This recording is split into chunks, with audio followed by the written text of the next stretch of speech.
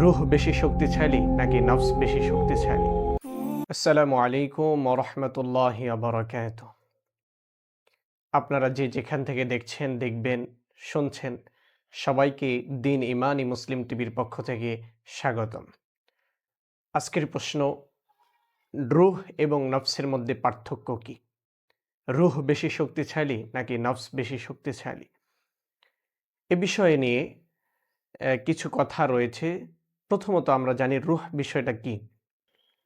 এই বিষয়টি নিয়ে জানতে হলে প্রথমে আমরা কোরআনে কারিমের সূরাতুল বনী ইসরাঈলের ৮৫ নম্বর আয়াতের দিকে লক্ষ্য করি। আল্লাহ তাআলা বলছেন, ইয়াসআলুনাকা আনির রূহ কুলির রূহু মিন আমরি রব্বি।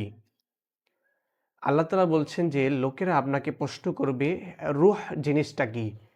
আপনি বলুন যে রূহ হচ্ছে আল্লাহ তাআলার একটা আদেশ মাত্র। এই আয়াতের তাফসিরে আব্দুল্লাহ ইবনে মাসউদ রাদিয়াল্লাহু তাআলা আনহু বলেন যে একদিন আমি রাসূলের সাথে মদিনার একটা জমি দিয়ে যাচ্ছিলাম। আল্লাহ রাসূলের হাতে একটা লাঠি ছিল। এমন সময় পাশ দিয়ে কিছু ইহুদিরা বলাবলি করছিল যে আজকে রাসূলকে পেয়েছি, তাকে জিজ্ঞাসা করব রূহ সম্পর্কে।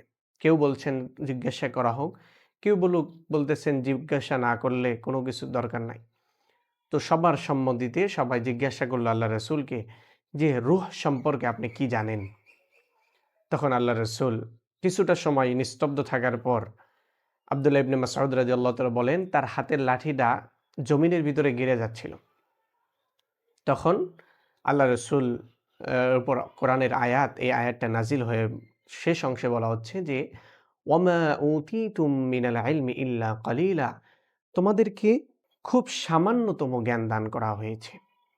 অর্থাৎ তোমরা যে বিষয়টা নিয়ে প্রশ্ন করছো, এটা খুব তোমাদেরকে যেই পরিমাণ জ্ঞান দেওয়া হয়েছে, এই জ্ঞানের বাহিরে এর আলোচনা। সাধারণভাবে রূহ হচ্ছে ভালো কাজের দিকে আদেশ করে বা আল্লাহ তাআলার আদেশের ভালোর দিকটা। অপরদিকে নফসটা হচ্ছে এটা খারাপ কাজের দিকে অধিকাংশ সময় আকৃষ্ট করে। কোরআনে কারীম বিশ্লেষণ করলে অনেকগুলো নফসের প্রকার পাওয়া যায়। তার মধ্যে ৩ প্রকারের নফস সবচাইতে প্রথমত ৩ প্রকারের নফস সম্পর্কে আমরা জানি। ১ নাম্বার নফস হচ্ছে নফসে লাওয়ামা বা তিরস্কারের নফস। এ সম্পর্কে আল্লাহ তাআলা কোরআনে কারীমের সূরাতুল কিয়ামার ২ নম্বর আয়াতের মধ্যে বলছেন, ওয়ালা উকসিমু বিন-নাফসিল লাওয়ামা, যে লাওয়ামা নফসের শপথ করা হয়েছে। এটা তিরস্কার করে, ভালো কাজের তিরস্কার করে অথবা খারাপ কাজের তিরস্কার করে। কেমন করে? আপনি নামাজ আদায় করেন, নামাজ নিয়মিত পড়েন, রোজা রাখেন। রাখতে, রাখতে যদি ছেড়ে দেন তাহলে নফস আপনাকে বলে, কেন তুমি নামাজ আদায় করছো না? কেন তুমি রোজা রাখছো না? কেন তুমি সত্য কথা বলছো না?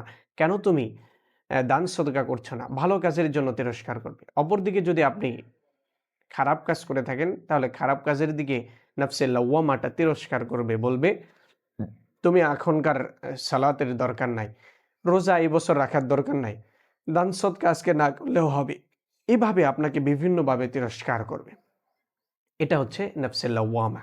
২ নাম্বার নফসে আম্মারা বলা হয়।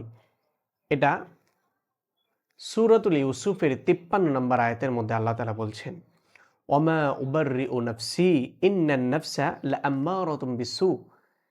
নিশ্চয় আমি নফস থেকে মুক্ত নই। কারণ প্রত্যেক আম্মারা অর্থাৎ প্রত্যেক খারাপ নফসই চায় খারাপ কাজের দিকে আকৃষ্ট করতে। ইল্লা মা রাহিমা রব্বি, কিন্তু আমার রব যাকে রহম করবেন তিনি ব্যতীত, ইন্না রব্বি গফুর রহিম, নিশ্চয় আমার রব ক্ষমাশীল এবং দয়ালু। অর্থাৎ নফসে আম্মারাটা হচ্ছে খায়েশাতকে পূরণ করার জন্য, জৈবিক চাহিদাকে পূরণ করার জন্য যেই নফসটাকে আপনাকে প্ররোচনা দেয়। এটা ইউসুফ আলাইহিস সালামের সেই আজিজে মিসরির স্ত্রীর সম্পর্কে সাথে ঘটনার প্রেক্ষিতে এই আয়াতটি নাজিল করা হয়। ৩ নাম্বার হচ্ছে নফসে মুতমাইন্নাহ, যেটাকে প্রশান্ত আত্মা বলা হয়। এটা ভালো আত্মা। আল্লাহ তাআলা এ সম্পর্কে সূরাতুল ফজরের শেষ অংশে বলছেন যে, ইয়া আইয়াতুহান নাফসুল মুতমাইন্নাহ, হে প্রশান্ত আত্মা, যে আত্মার প্রতি আল্লাহ তাআলা সাকিনা নাজিল করেন। হুয়াল্লাযী আনজালা সাকিনাতা ফি কুলুবিল মুমিনিন, মুমিনদের উপর আল্লাহ তাআলা অন্তরের ভিতরে সাকিনা নাজিল করেন, প্রশান্ত আত্মার ভিতরে, লিয়াজদাদু ঈমানাম মা ঈমানিহিম, তাদের বর্তমান ঈমানের চাইতে আরো ঈমান যোগ করে আল্লাহ তাআলা আরো ঈমান বৃদ্ধি করে দেয়।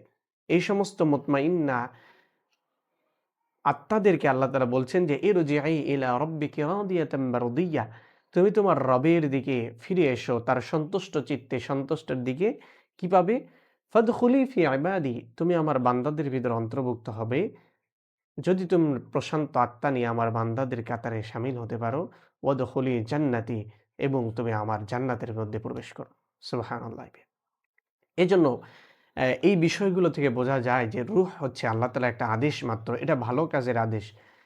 এইজন্য রূহ সম্পর্কে জানার ক্ষেত্রে জ্ঞানের বাহিরে এর আলোচনা রয়েছে। অপরদিকে নফস সবসময় খারাপ কাজের দিকে, খায়েশাতের দিকে, জৈবিক চাহিদার দিকে, তিরস্কারের দিকে, প্রশান্ত আত্মার দিকে আমাদেরকে নিমজ্জিত করে। এজন্য আমরা যেন ২ টার পার্থক্য বুঝে জীবনে পরিচালনা করতে পারি। আল্লাহ তাআলা তৌফিক দান করুন। আসসালামু আলাইকুম ওয়া রাহমাতুল্লাহ।